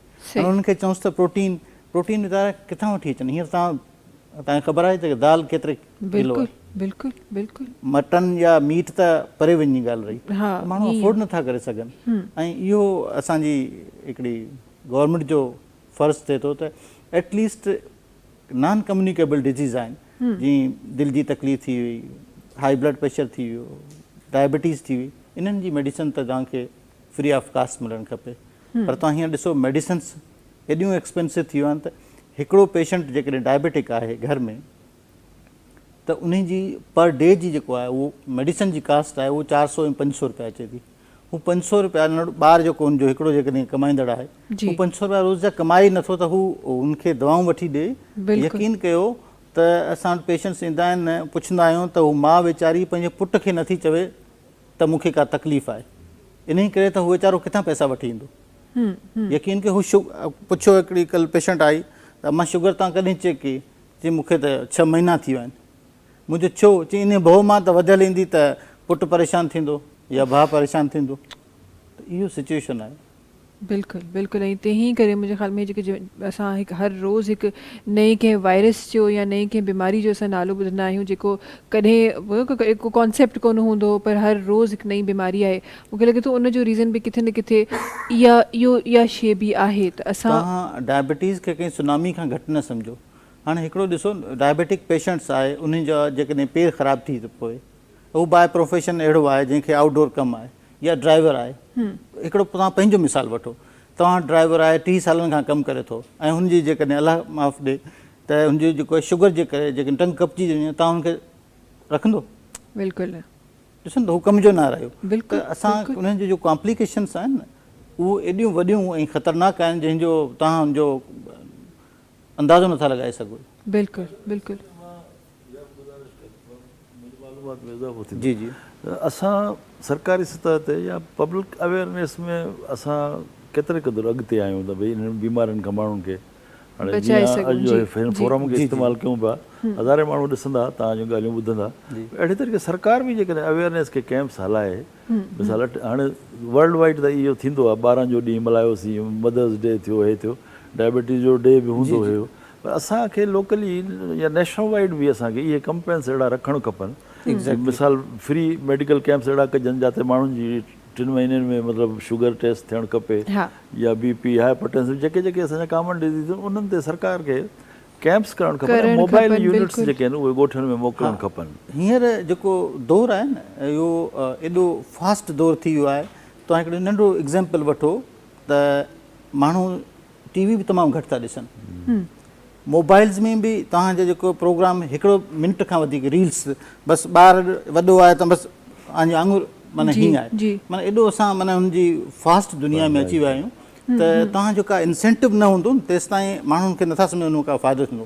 मूं हिकिड़ो नंढिड़ो स्टेप वरितो पंहिंजे पेशेंट्स जो त मूं चयो बाबा जंहिंजी शुगर लेवल कंट्रोल हूंदी उहो पंहिंजी शुगर लेवल चेक करे ईंदो ऐं 3 महीननि वारी शुगर जेको असां जंहिंखे HbA1c चवंदासीं उहो जेको कंट्रोल कराए उनजी कंसल्टेशन फीस माफ़ु आहे ऐं उहो माण्हू पोइ उन्हनि ते महिनत बि कई चई यार मुंहिंजी घटि में घटि इहो 1500-2000 रुपया जेको फीस आहे इहो त तव्हांजी डॉक्टर जी बची वेंदी। त ईअं मुख़्तलिफ़ माण्हुनि खे जेकॾहिं असां इंसेंटिव ॾियूं असां सभु लालची आहियूं ठीकु आहे न का असांखे लालच हूंदी त भाई हिन मूंखे इहो बेनिफिट थींदो त असां उन जी तरफ़ वेंदासीं त इहो गवर्नमेंट लेवल ते कुझु अहिड़ा स्टेप्स इंसेंटिव टाइप ॾियनि फार्मास्यूटिकल कंपनीज़ बि इन पासे जेकॾहिं इंसेंटिव ॾियनि त ॾेई सघनि थियूं कमर्शियल ऑर्गेनाइज़ेशन्स आहिनि हू त उन्हनि पंहिंजो बेनिफिट्स ॾिसंदियूं पर हिकिड़ी गवर्नमेंट आहे जंहिंजो माना इहो फ़र्ज़ु थिए थो ऐं इहो बेसिक नीड्स आहिनि असांजो हेल्थ एजुकेशन उन सां गॾो गॾु मूं काफ़ी वेलफेयर अहिड़ा इदारा ॾिठा आहिनि जेके इन्हनि शयुनि ते कमु कनि था जीअं तव्हां ॻाल्हि करे रहिया हो अवेयरनेस सेशन जा या को मोबाइल यूनिट जा अहिड़ा काफ़ी सारा अहिड़ा असां वटि आहिनि जेके वेलफेयर इदारा आहिनि जेके कमु कनि था पर अगेन मां उहा ई ॻाल्हि चवंदमि त जेतिरी आवाम आहे उन जे लाइ कंहिं बि प्राइवेट इदारे जे हर माण्हू ताईं रसाई ॾाढी मुश्किल आहे। So government has to involve ऐं उन्हनि खे इहे सभु शयूं बेशक त पार्टनरशिप सां कनि ईअं बि न आहे बिकॉज़ ज़ाहिर आहे सरकार खोड़ कुझु करे रही आहे पर एतिरा मसाइल असां वटि एतिरा घणा आहिनि जो शायदि असां हर मसइले जो हल नथा कढी सघूं पर अगरि असां सुठी हिकु पार्टनरशिप सां जीअं असांखे हेल्थ में बि उहा पार्टनरशिप नज़र आई ॿियनि शोबनि में बि असांखे उहा पार्टनरशिप नज़र आई ॾाढी कामयाबु पार्टनरशिप नज़र आई उअं ई असां अगरि हिननि शयुनि में बि इन अवेयरनेस सेशन्स में बि या उन मोबाइल कैंप्स में बि अगरि असां पार्टनरशिप खणी अचूं त शायदि असां काफ़ी हद ताईं ठीकु आहे 100% न पर जंहिं परसेंटेज ते आहियूं शायदि उनखां 2-3% असां अॻियां हलिया वञूं। ईअं ई उन्हनि तमामु माण्हुनि लाइ रसाई करणु असांजे तमामु असांजे जंहिं तरीक़े सां असांजा वकिला असांजा कमु करे रहिया आहिनि उहे बि ज़ाहिर हर कोशिशि कंदा आहिनि त हर माण्हू ताईं पहुची सघनि ईअं ई लीगल एड सोसाइटी भी कम करे रही है। मैं ज़रा सा जानना चाहती हूँ ये जो नंबर जिस तरह आप बता रही हैं 9 to 5 की आप बात कर रही हैं ये 9 to 5 टाइम तो है ही लेकिन हमारे पास काफ़ी सारे ऐसे इशूज़ भी होते हैं जो फौरी तौर पे हल होने होते हैं। तो अगर 5 बजे के बाद का अगर कोई इशू है तो क्या ऐसी बैकअप लाइन्स या ऐसा कोई बैकअप प्लान आप लोगों के पास है कि अगर कोई 5 बजे के बाद भी कॉल करना चाहे? बिल्कुल हमारे पास है। अगर कोई 5 बजे के बाद कॉल करता है तो हमारी रिकॉर्डिंग में आ जाते हैं, ठीक है। फिर सेकंड डे हमें जो जितनी भी कॉल आई भी होती हैं 5 बजे के बाद से लेकर मॉर्निंग तक की वो हमें लिस्ट प्रोवाइड कर दी जाती है। फिर से हमारे जितने भी हम एडवोकेट्स हैं तो हम उनको कॉल बैक करते हैं, फिर उनकी जो भी क्यूरीज होती हैं वो सुनते हैं और अकॉर्डिंग टू उनके फिर गाइड कर देते हैं। तो ये हमारे पास बैकअप मौजूद है। बहुत अच्छी बात है। और उनको एक तो हमारे पास होता है ना, हमारे पास बैकअप्स होते हैं लेकिन हम उसको बड़ा ऐसा समझते हैं कि शायद किसी ने शायद कोई ऐसे कर दियो वैसे कर दियो। क्या वही सीरियसनेस जो 9 to 5 वाले आवर में होती है वही सीरियसनेस इन कॉल्स के लिए भी होती है हमारे पास? बिल्कुल, ऑब्वियसली सबसे पहले हमारी प्रायोरिटी पे यही होता है कि जो उन्होंने हमें 5 बजे के बाद कॉल किए ना, मे भी उनका कोई जेन्युइन मसला और उनको फौरी असिस्टेंस चाहिए हो तो हम उनको कॉल करते हैं। और फिर बहुत से जो हमारे क्लाइंट्स हैं, कॉलर हैं, वो बहुत खुश भी होते हैं कि हमें तो उम्मीद नहीं थी कि आप कॉल बैक करेंगे लेकिन यहाँ से कॉल आई है, बड़ा अच्छी बात है।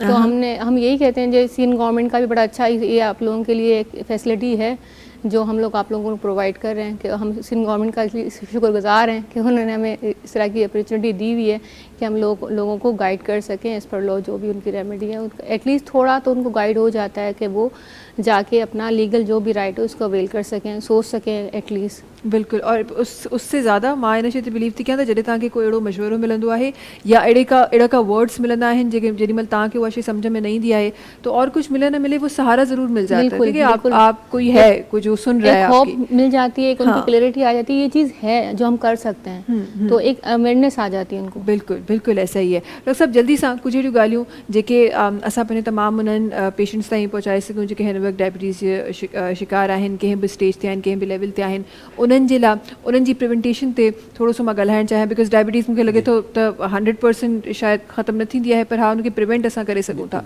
त उहे जेके शयूं आहिनि ऐं जेके लाइफ स्टाइल आहे उन जे बारे में थोरो सो ॼाणणु चाहींदासीं। असांखे सभ खां पहिरीं त हेल्दी लाइफ स्टाइल में आहे त असांजो हिकिड़ो पंहिंजा ज़िंदगी जा जेके बि कमकार आहिनि उन्हनि सां गॾु वॉक पंहिंजो मामूल जो हिसो रखूंसि। त असांखे रोज़ाने जी बुनियाद ते अधु कलाक खां वठी मुने कलाक ताईं वॉक करणु खपे ऐं वॉक हमेशह ख़ाली पेट करणु खपे। ख़ाली पेट करणु खपे, एग्ज़ैक्टली। तव्हां सुबुह जो नाश्ते खां पहिरीं या राति जी मानी खां पहिरीं। हींअर जीअं गर्मियुनि जा ॾींहं आहिनि त तव्हां राति जो बि वॉक करे सघो था, ठीकु आहे। ॿियो जेकॾहिं तव्हां वटि पंहिंजो एंड्रॉइड या आईफोन आहे, स्मार्ट फ़ोन्स आहिनि, त उन जे अंदरि मुख़्तलिफ़ स्टेप काउंटर्स अचनि था ऐं उहो जेकॾहिं तव्हां स्टेप काउंटर ऑन करे छॾियो था ऐं उहो तव्हांजा जेकॾहिं स्टेप्स 10,000 पर डे जा आहिनि त तमामु बहितरीनु। ऐं हीअं रिसर्च हिकिड़ी शइ प्रूव कई आहे त जेकॾहिं तव्हां 12,000 स्टेप्स पर डे 24 आवर में हलो था त सर्टेन कैंसर्स बि आहिनि जेके तव्हां प्रिवेंट करे सघो था। ज़बरदस्त। ऐं तव्हांजो लाइफ स्टाइल सुठो हूंदो, तव्हांजो वेट घटि हूंदो, तव्हां डायबिटीज़, हाइपरटेंशन ऐं ॿियूं मुख़्तलिफ़ बीमारियूं जेके। ऐं ॾिसो हिकिड़ो मज़े जी ॻाल्हि त वॉक में एॾी बहितरीनु शइ आहे जंहिंसां हिकिड़ो हार्मोन एंडोर्फिन्स रिलीज़ थींदा आहिनि जंहिंखे असां हैप्पी हार्मोन्स चवंदा आहियूं। तव्हां अक्सर कोशिशि करे तव्हां ॾिठो हूंदो त जॾहिं तव्हां वॉक कंदा आहियो तव्हांखे वधीक ख़ुशी महसूसु थींदी आहे। त असांखे ख़ुशी ॿिए कंहिंजे ॻोल्हण में पंहिंजे पाण में ॻोल्हियूं, जीअं असां शुरू में ॻाल्हि कई त तव्हां वॉक कयो ऐं सुठी हैप्पी लाइफ गुज़ारियो। बिल्कुल काफ़ी सारा अहिड़ा वॉक जो जेको न को मीटर थो फिरे न को बिल थो अचे। बिल बि नथो अचे। बिल्कुल हा, अगरि उहा वॉक वरी ट्रेडमिल ते कई वञे पोइ हुनजो बिल असांखे ॾियणो पवंदो ऐं पोइ ख़बर न आहे त उहो केतिरो प्लस थी अची वञे, इहा बि असांखे ख़बर न आहे। इन में हिकिड़ी ॻाल्हि एड कंदो हलां त cigarette smoking is very dangerous. तव्हांजी हेड टू टो अफेक्ट करे थी, मुख़्तलिफ़ बीमारियूं जंहिंमें हाई ब्लड प्रेशर, शुगर, नसनि जूं बीमारियूं, फालिज, गुर्दे जी तकलीफ़, मुख़्तलिफ़ कैंसर्स। ऐं अॼुकल्ह त नओं जेको वेप जो ज़मानो आयो आहे, इहो त अहिड़ी शइ आहे जंहिंजी का ख़बर बि न, का धुओं बि नथो निकिरे। जिते न अक्सर मुख़्तलिफ़ ऑफिसिस में तव्हांजे स्मोक डिटेक्टर्स आहिनि त वेप त तव्हांजो उन में बि नथी ख़बर पए। ऐं इहो अॼुकल्ह मुंहिंजे ख़्याल में हिकिड़ो फैशन थी वियो आहे त वेप तव्हांजे हथ में आहे त माना तव्हां हिकिड़ी नंढा नंढा ॿार वॾा त ठीकु आहे, स्कूल स्टूडेंट्स मां ॾिठा आहिनि। ॿुधायां त हिकिड़े रिनाउंड स्कूल उते मूं अप्रोच कई, मां नालो नथो वठां, त मूं चयो त हींअर ॿारनि में इहो तमामु घणो ट्रेंड थी वियो आहे, असां हिकिड़ो अवेयरनेस हिते सेशन रखणु चाहियूं था त ॿारनि खे ॿुधायूं त इहो कीअं तव्हांजी लाइफ जे लाइ हानिकार आहे। हुननि असां सां कमिटमेंट बि कई। हिकिड़ो ॾींहुं अॻु में चयो त असां मजबूर आहियूं, कुझु ग़ैबी ताक़त अहिड़ियूं आहिनि जंहिंजे असांखे उन्हनि मना कयो आहे त तव्हां इहो प्रोग्राम नथा करे सघो। पोइ छा थो इंसानु बिल्कुलु हे जेको कुझु अॼु थी रहियो आहे ऐं तव्हां वेब जी ॻाल्हि कई उहा हाणे तव्हां ॾिसो, पहिरीं त हिकु चवंदो हिकु फैशन में हूंदो, हिकु क्लास हूंदी जेका सिर्फ़ु हुनखे इस्तेमालु कंदी, पर अॼु तव्हांखे हर मोहल्ले में हर जॻह ते तव्हांखे 5 शॉप खां पोइ 6 शॉप उहा ई मिलंदी ऐं उहा शॉप तव्हांखे रनिंग मिलंदी। शायदि तव्हांखे राशन जी जेके शॉप्स आहिनि उन्हनि ते एतिरी रश न मिले, ॿियनि शॉप्स ते तव्हांखे एतिरी रश न मिले, तव्हांखे डेयरी जे शॉप ते रश न मिले, पर उन शॉप ते तव्हांखे कस्टमर मिलंदो ई मिलंदो। त हीअ वाक़ई में हिकु ॾाढी अलार्मिंग सिचुएशन आहे जंहिं ते सीरियसली असांखे सोचणु खपे ऐं असांखे उहे स्टेप्स खणणु खपनि जेके इन तमामु शयुनि खां असांखे असांजी ईंदड़ जनरेशन खे बचाए सघे, छो त उहा ई जनरेशन आहे जिन खे हीउ मुल्क असांखे खणी हलणो आहे। त उन्हनि खे असां बचाईंदासीं तॾहिं त इनशाअल्लाह अल्लाह ख़ैर कंदो। सोसाइटी में जेके साइलेंट किलर्स आहिनि इन्हनि ते असांखे नज़र रखणी खपे। हा, इहो बिल्कुलु इहो one of the silent killer आहे। एक्शन थियणु खपे। तव्हां ॾिसो माना हर सुठो स्कूल या कॉलेज उनजे तव्हांखे साइड में वेब जी शॉप त नज़र ईंदी ईअं ई आहे। ईअं बिल्कुलु बिल्कुलु बिल्कुलु ईअं बसि अलाह सी ख़ैरु करे। ख़ैर जी, अॼु के एपिसोड जो टाइम ख़तमु थी वियो आहे। थैंक यू सो मच तव्हां सभिनी जो असां सां गॾु हुजण जे लाइ ऐं एॾी ख़ूबसूरत ॻाल्हियूं असांजे नाज़रीन ताईं पहुचाइण जे लाइ, जिन में असां कुझु अहिड़ियूं ॻाल्हियूं बि कयूं जेके तव्हां ऐं मां गॾिजी सिखियूं आहिनि, कुझु अहिड़ियूं यादि बि ताज़ा कयूं, कुझु मौसीक़ी बि शामिलु कई। आख़िर में बि मौसीक़ी मां शामिलु करण वारी आहियां। आख़िर में हिकु दफ़ो ॿीहर रजा अली समो साहिब खे असां गुज़ारिश कंदासीं त पंहिंजी ख़ूबसूरत आवाज़ सां ट्रांसमिशन में शामिलु कनि। साथ जी लाजू जो बि हूंदो, गॾोगॾु असां सां गॾु रिज़वान साहब बि हूंदा जेके असां गॾु हूंदा। थैंक यू सो मच हिकु दफ़ो ॿीहर मुंहिंजे हिन ख़ूबसूरत प्रोग्राम खे मज़ीद ख़ूबसूरत बणाइण जे लाइ। आख़िर में तव्हांजो महिरबानी, मेरी ख़ुशी थी। वरी महिरबानी, बसि ईअं ई ईंदा वेंदा रहंदा कयो। हिते हिते ई आहियूं असां, हिते ई हूंदा आहियूं इंशाअल्लाह। बिस्मिल्लाह रहमान रहीम। तव्हां सां मुलाक़ात सुभाणे कंदासीं। अल्लाह हाफ़िज़।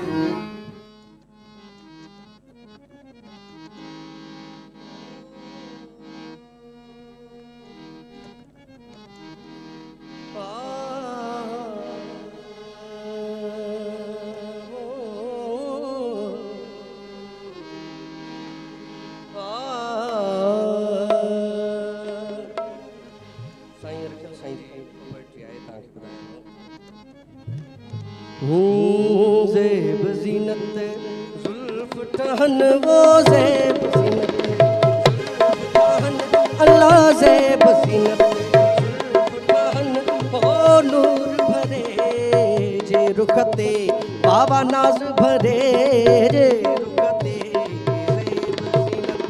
ज़ुल्फ़ टहन वो ज़ेब ज़ीनत ज़ुल्फ़ टहन अल्लाह नूर भरे जे बाबा नाज भरे जे रुखते ज़ेब ज़ीनत।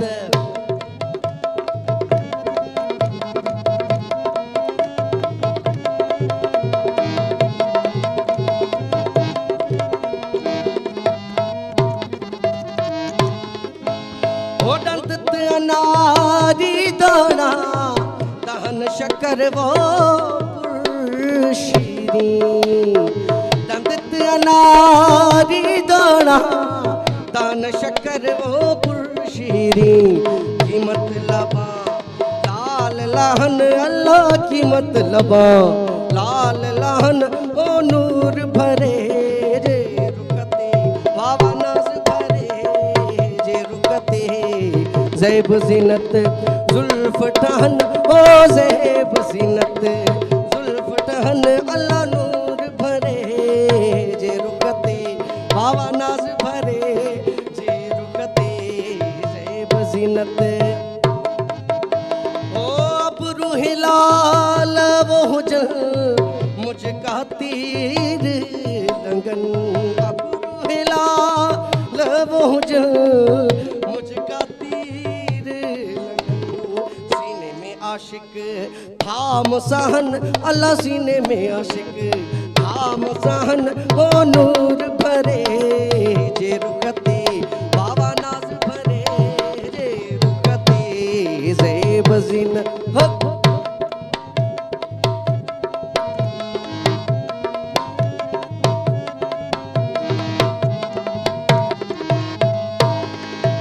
ओ गुलत चमन के चौकुंडा केत हज़ारे वो जंग ओ गुलत चमन के चौकुंडा केत हज़ारे वो पर भंवर सवे पया भटकन अल्लाह भंवर सवे पया भटकन हो नूर भरे जे रुकते बाबा नाज भरे जे रुकते ज़ेब ज़ीनत ज़ुल्फ़ टहन अल्लाह ज़ेब ज़ीनत ओ नूर भरे जे रुकते बाबा नाज भरे जे रुकते ज़ेब ज़ीनत।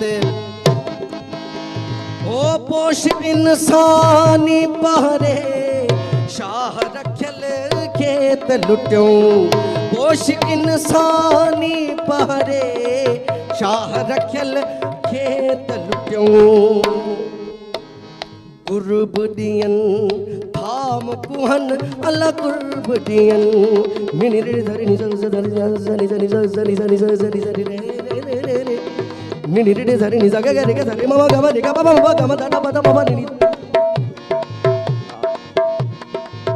ma ba ga ma re re ni ba sa kul budiyan